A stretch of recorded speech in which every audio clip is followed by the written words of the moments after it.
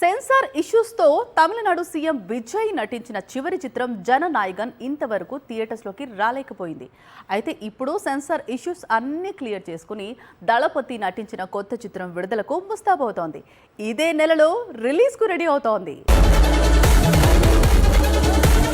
ఎప్పుడో సంక్రాంతికి విడుదల కావాల్సిన చిత్రం, పైగా దళపతి విజయ్ సినీ కెరీర్ లో ఆఖరి సినిమా అంటూ ప్రచారం సాగిన సినిమా సెన్సార్ సమస్యల కారణంగా విడుదల వాయిదా పడుతూ వచ్చింది. కానీ ఇప్పుడు విడుదలకు అడ్డంకులు తొలగిపోయాయి. ఎందుకంటే సెన్సార్ బోర్డు ఈ చిత్రానికి ఏ సర్టిఫికేట్ జారీ చేసింది. సినిమా విడుదలకు లైన్ క్లియర్ చేసింది. జూలై 24న తమిళనాడు సీఎం విజయ్ నటించిన చివరి చిత్రం థియేటర్స్ కు వచ్చే అవకాశాలు ఉన్నాయి. ఇందుకు సంబంధించిన అనౌన్స్మెంట్ త్వరలోనే రానుందని కోలీవుడ్ వర్గాలు చెబుతున్నాయి. కోర్టు కేసులు, సుదీర్ఘకాలం వాయిదాలు, ఆన్లైన్ లో లీకుల తర్వాత ఎట్టకెలకు జననాయగన్ థియేటర్స్ దారి పట్టడంతో దళపతి అభిమానుల ఆనందానికి అవధుల్లేవు.